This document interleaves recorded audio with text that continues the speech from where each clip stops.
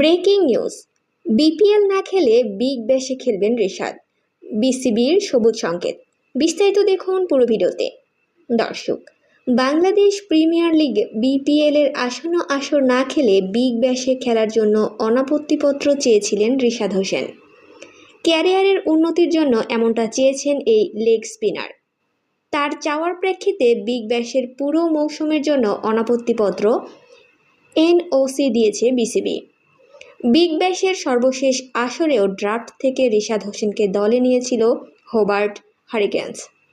তবে এ সময় জাতীয় দলের ওয়েস্ট ইন্ডিজ সফর ও বিপিএল থাকায় ছুটি পাননি তিনি, যে কারণে প্রথমবারের মতো গত মৌসুমে খেলতে যেতে পারেননি তরুণ লেগ স্পিনার।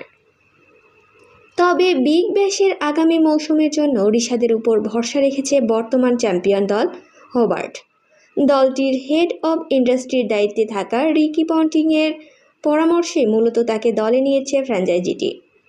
এবারও বিগ ব্যাশ যে সময় চলবে প্রায় একই সময়ে বাংলাদেশ শুরু হবে বিপিএল, যার কারণে বিগ ব্যাশে রিশাদ পুরো মৌসুমে খেলতে পারবেন কিনা সেটা নিয়ে ধোঁয়াশা ছিল। সেই ধোঁয়াশা অবশ্য কিছুটা দূর হলো। প্রসঙ্গত, বিগ ব্যাশ শুরু হবে ডিসেম্বরের 15 তারিখ থেকে, শেষ হবে 21 জানুয়ারি।